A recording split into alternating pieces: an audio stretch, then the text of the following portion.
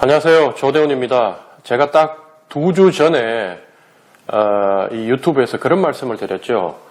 윤석열 대통령이 그러니까 김한길의 아바타인 인요한 위원장에게 모든 힘을 다 실어준 것 같았는데 갑자기 김기현 대표를 대통령실에 불러서 점심을 주면서 김기현한테 힘을 실어주는 게 좀 이상하다. 정말 그 뒤에 뭔가 큰 그림을 그리면서 그렇게 한다면 또 모르겠지만 그게 아니라 강서구청장 보궐선거 지고 난 뒤에 김한길 위원장을 막 띄워줬죠. 국민소통위원장을. 그러면서 우리가 김한길 위원장이 말을 잘 안 듣고 우리 맘대로 하다가 이런 결과를 초래했는데 나부터 반성할 테니까 여러분도 김한길 위원장 말 잘 들으라. 이렇게 한 게 불과 6주 전이었는데 갑자기 그래서 이제 김한길 위원장이 우리가 추천했다고 다들 의심하고 있는, 그렇게 믿고 있는 인요한 혁신위가 출범을 했고, 그래서 인요한 혁신위하고 김기현 지도부하고 부딪히는 가운데서 우리는 대통령이 인요한 혁신위 손을 들어줄 줄 알았더니만 도리어 김기현 지도부 손을 들어주면서 인요한 혁신위가 좌초되는 모습을 보여서 순간 당황했다. 저도 그때 당황했었고, 그래서 김기현 대표가 대통령실에 들어가서 점심 오찬하기 전에는 굳은 표정으로 기자들이 물어도 답변도 안 하고 있다가 들어갔다 나와서는 너무 밝은 표정으로 이제 얘기를 하고 했잖아요. 그래서 만약에 이게 그냥 그 모습 보이는 그대로 대통령이 했다면 우리가 예측할 수 있고 해석할 수 있는 거는 대통령이 그 중간에 6주 사이에 또 다른 누군가가 대통령한테 얘기하기를 김기현 지도부를 저렇게 무너뜨리는 게 당신한테 좋지 않다. 대통령님한테 좋지 않고 어쨌든 선거 기간 동안은 또 그다음에 뭐 특검도 쌍특검도 있고 하니까 거기에 맞춰서 현역 의원들을 이렇게 영남 의원들을 자극하지 않고 김기현 중심으로 다독이면서 가다가 나중에 2월 정도 지나서 공간이 띄울 때쯤 손을 보는 게 맞다. 이 얘기가 들어갔기 때문에 대통령이 갑자기 태도를 바꿔서 김기현한테 힘을 실른다. 이런다면 정말 대통령이 귀가 얇고 대책이 없다. 그런 얘기를 했어요. 근데 그때도 제가 얘기하기를 아마 그 뒤에 뭔가 큰 그림이 있을 거라고 생각이 되고 그렇게 되지 않으면 정말 이 정권은 답이 없다. 이런 얘기를 했던 것 같죠. 근데 결국은 큰 그림이 있었고 뭐 지금 여전히 대통령 욕하고 있지만 김기현을 주저앉히는 모습 속에서는 그래도 여당은 여당이다. 야당하고는 또 다르구나. 뭐 이런 생각을 다시금 하게 됐어요. 그리고 현 집권 여당이 저는 뭐 총선 결과는 이런 일련의 액션으로 총선 결과가 큰 틀에서 변화하지는 않을 거라고 보지만 그래도 대통령실에서 강력한 드라이브를 걸고 마지막 발부동은 쳐보겠구나. 뭐 이런 결론을 내릴 수 있었습니다. 그래서 현재 여러분들이 이제 우리가 최대의 관심사는 과연 김기현 지도부를 대체하는 비대위에서 비대위원장 누가 할 것이냐. 뭐 여러 예측들이 많겠죠.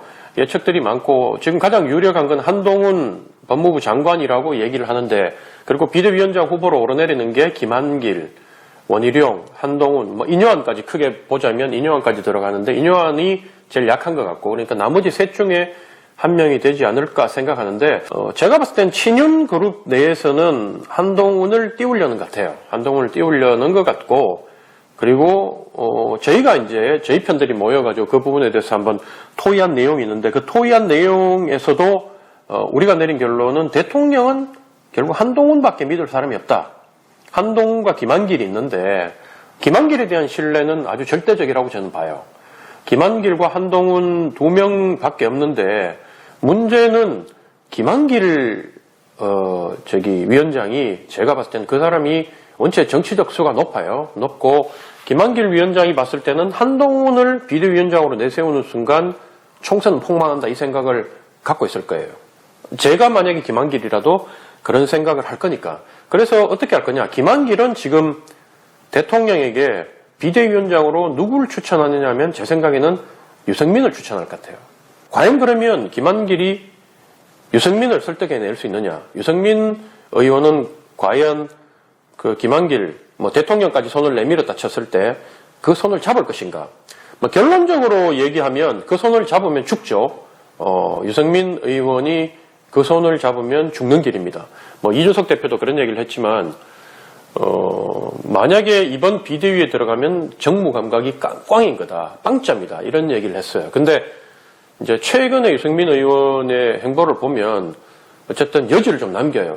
이준석 지지자들은 이미 제가 이렇게 양쪽 사이트를 들어가 보고 이러면 두 성향이 조금 다른 것 같아요. 옛날에는 저는 저같이 이제 당을 나가지 않고 안쪽에 자유한국당 때부터 계속 당에 있었던 사람들은 두 그룹은 같은 뭐 그룹이고 어떻게 봐야 되나 친척보다도 더 가까운 그 형제 정도의 그룹이라고 생각했는데 이미 이제 이준석 그룹들은 유승민 그룹 보고 호칭에서부터 유승민 대표라는 표현을 안 하죠. 저는 방송 나와서 유승민 대표라고 불러주는데 유승민 의원이라고 얘기하고 이준석 대표라고 그러고 유승민 그룹은 유승민 대표라고 그러고 그러니까 좀 다르다. 그래서 저희가 중간에서 신당의 성공을 바라는 사람 입장으로서는 어쨌든 두 그룹을 묶어내기 위해서 제가 사실은 계속 유승민 의원한테 연락은 해요.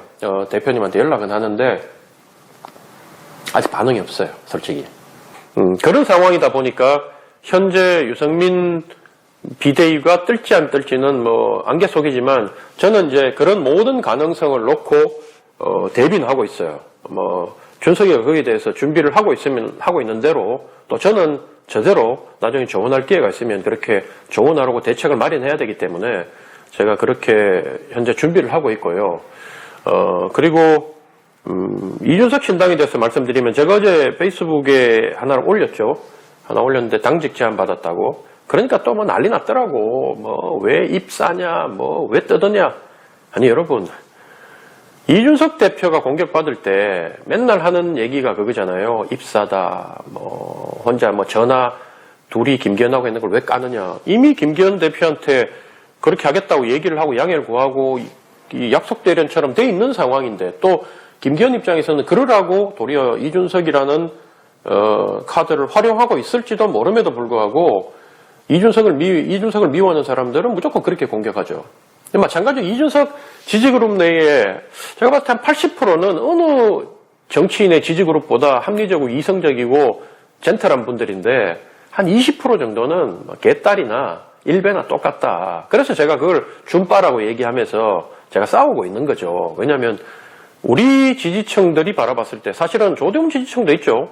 그러니까 조대원 그룹도 있으니까 이 그룹을 이제 이준석 그룹 뭐 저보다 세력은 100배가 크지만 거기에 작은 돌멩이 하나도 우리가 백지장 하나로도 맞들면서 돌멩이 하나로도 나눠서 우리 나름의 성을 쌓아서 이제는 전쟁을 치르려고 하는데 그 사람들도 다수가 이준석에 대해서 안 좋게 생각하는 분들이 많아요. 조대원 지지하는 그룹들이. 뭐 이준석 지지하는 젊은 분들이 바라봤을 때는 뭐라고 해요? 꼰대라고 얘기하지요. 그러니까 제 또래들이 다 꼰대예요. 사실 따져보면. 나이로 그렇게 몰아세운다면 다 꼰대인데 제가 주로 사귀는 분들이 50대, 60대 이런 분들인데 이런 분들, 우리 포럼에도 그런 분들이 제일 많고 그런 분들은 왜 굳이 이준석하고 가느냐. 그리고 얼마 전에도 사실 누가 전화가 왔어요. 여러분들이 다 아는 분, 유명한 분이 아니 조 위원장 난 좀 있으면 좋은 자리로 모시려고 했는데 왜 이준석 밑으로 기어들어가가지고 이준석 꼬봉을 하느냐, 부활을 하느냐, 뭐 더 심한 표현도 하던데 그냥 웃으면서 뭐 부활을 하는 게 아니고 같이 우리가 좋은 정치하려고 힘을 합친 거죠. 내가 그렇게 얘기했는데 아니 좀 있으면 좋은 자리로 이렇게 모시려고 우리가 준비하고 있었는데 왜 이준석하고 그렇게 하느냐. 저한테도 회유가 들어오더라고요. 회유가 들어오는데 뭐 이준석 쪽에서는 듣보잡이라고 저보고 얘기하는데 그 논리도 똑같아요. 이준석 대표를 공격할 때 이 기득권 세력에서 3번 선거에 떨어진 영선중진이라고 이렇게 공격을 하잖아요. 그 조대원한테 공격할 때도 듣보잡이라고 얘기하고 막 이준석 준빠들이 그렇게 돌아가면서 조리돌림을 하고 있던데 사실은 옛날에 패스트 트랙 갈 때 제 오른쪽에 누가 앉았냐면 장제원이 앉았고 왼쪽에 그 정진석이 앉았어요. 근데 그 두 분이 전부 다 내한테 뭐라고 얘기했냐면 그 천하의 장제원이 조 위원장님, 제가 조 위원장님 팬입니다. 꼭 뵙고 싶었는데 이렇게 뵙네요. 그래서 제가 장제원 보고 제가 의원님 팬이죠. 그래서 제가 방송 열심히 보고 있습니다라고 이제 장재원이 얘기하기 무슨 방송을, 그때 제가 방송을 많이 할 때거든요. 그래서 무슨 방송을 보고 계시냐 그랬더니만 그 정청래 의원하고 하는 그 MBC 세계는 그리고 우리는 열심히 보고 있다. 그래서 아, 그러십니까? 이렇게 얘기를 했고, 정진석 의원은 저보고 이제 얘기하기를 조현장 박종진 그 친구가 내 고대 후배야. 이렇게 얘기를 하더라고요. 그러면서 아, 그럼 이 양반은 이준석, 조대원, 유재일, 박종진 나오는 일요서울을 보고 있구나. 그 방송을. 뭐 그렇게 생각했던 거예요. 그래서 되게 정치권 사이에서는 오죽하면 정진석 의원이 그때 공천심사 들어갔는데 그런 얘기를 하겠어요. 여기 있는 공천심사위원들이 다 조 위원장을 잘한다고. 근데 왜 그래 평이 안 좋냐고. 그래서 제가 웃으면서 여기 계신 분들은 뭐 저를 바라보고 평가를 나쁘게 할지 몰라도 우리 국민들은 건전한 상식을 가진 우리 국민들은 저에 대해서 좋은 평가를 하고 있다고 저는 믿고 그렇게 활동합니다. 이렇게 얘기한 적도 있어요. 그렇기 때문에 그렇게 공격하는 거에 대해서 그렇게 크게 신경을 쓰는 건 아니고요. 근데 다만 제가 드리고 싶은 생각은 과연 이준석 신당이라면 배지 3선, 4선, 5선을 끌어모아가지고 당을 만드는 게 국민이 바라는 새로운 정치냐. 그러면 대구에서 제일 유명한 김재원, 곽상도 이런 정치인들 모으고 김용판 이런 사람들 모아서 정치해야 되는 거 아니겠어요? 과연 그렇게 정치를 하면 인지도하고 인지도로 따지면 장예찬 이런 사람들 모아야 될 거 아니에요. 이준석이 찾아가서 달래가지고. 그건 아니지 않느냐. 지금 우리가 하고자 하는 새로운 정치는 신당의 이름으로 어려운 도전을 하기 때문에 이게 의미가 있는 거죠. 그렇잖아요. 가서 질 확률이 높은 곳이고 결국 국민을 바라보고 국민이 이 구태정치, 가짜보수, 사이비보수에 대해서 심판할 것이라는 믿음을 갖고 내려가는 건데 이준석 신당에 와서 출마하겠다고 하는 사람들 한 명 한 명은 참 귀한 사람들이고 그 사람들이 조대원 정도의 그 위상과 네임밸류와 실력이 없는 사람이라 할지라도 그 용기를 높게 사고 이준석 지지하는 분들이 그동안 이준석 대표를 통해서 한국 정치를 바꾸고 이준석을 높은 자리에 정말 국가의 지도자급으로 만들려고 하는 사람들이 그 사람들을 용기를 주고 또 후원을 해주고 1월 6일 날 내가 행사한다 그러면 그 자리에 모여서 용기를 주면서 힘을 보태줬을 때 그게 이루어지는 거지. 어제 당직 얘기는 이제 자세한 내용은 할 수가 없죠. 그거는 마지막으로 이준석 대표가 어제 내한테 얘기한 게 있지만 같이 들었지만 우리 집사람도 같이 들었고. 근데 이제 그걸 마지막 상황에 가서 또 이준석 대표가 생각이 바뀌고 상황이 바뀔 수도 있기 때문에 그건 이준석의 목으로 놓아두는 게 맞다 싶어서 제가 얘기를 하지 않는 거예요. 근데 이미 제가 생각한 것보다 엄청 큰 자리였고 그래서 거기에 맞춰서 제가 준비해야 될 게 아주 많다. 그래서 우리 편들은 지금 되게 바쁘게 지금 준비를 하려고 지금 계획을 짜고 있어요. 그래서 신당 부분은 제가 어제 왜 그거를 갖다 올렸냐면 하도 내 주변의 사람들이 신당을 이준석이 정말 만드느냐 안 만드느냐 이 소리를 너무 많이 했기 때문에 내가 당을 만든다고 얘기하는데도 내가 이준석하고 통화하고 만나보니 이준석 대표는 이미 신당을 만들 준비를 착착 마음을 굳히고 착착 준비를 하고 있다고 얘기를 하는데도 못 믿으니 심지어 관공서에 있는 정보기관 사람들도 그래서 제가 어제 당직을 받았다는 얘기를 했던 거고요. 그리고 어제 제가 그걸 올리고 나니까 YTN, MBC, 그 다음에 서울신문, 내일신문, 그 다음에 오마이뉴스 많은 기자들이 거기에 좋아요를 눌렀더라고요. 그러니까 정말 당을 만드는구나 이렇게 이분들이 이제 정보를 받았다고 생각하기 때문에 그걸 좋아요를 눌린 것 같아요. 그러니까 지금 이제 어차피 오늘 지나갔으니까 9일 남았죠. 9일 뒤에 신당이 출범하고 그 뒤후의 시간 스케줄에 대해서는 이준석 대표가 저한테 얘기한 게 있어요. 쭉 흘러가는 게 있는데 그것도 이준석의 목이기 때문에 그건 이준석이 하라고 제가 굳이 그것까지 언급을 안 했던 겁니다. 그래서 오늘 여러분들이 내 페북까지 와가지고 막 글을 남기고 하니까 신당에 관련해서도 원래는 이런 내용을 하려는 게 아니라 이낙연 신당하고 왜 우리가 합쳐야 되고 그게 왜 유리한지 우리는 하려고 하지만 이낙연은 왜 안 하려고 하는지 거기에 대해서 설명을 좀 드리려고 했는데 시간 없고요. 지금 보니까 시간이 너무 흘렀고 그래서 제가 그 부분은 다음에 다시 한번 설명을 드리는 걸로 하고 오늘 방송 여기서 마치도록 하겠습니다. 여러분 오늘도 시청해 주셔서 고맙습니다.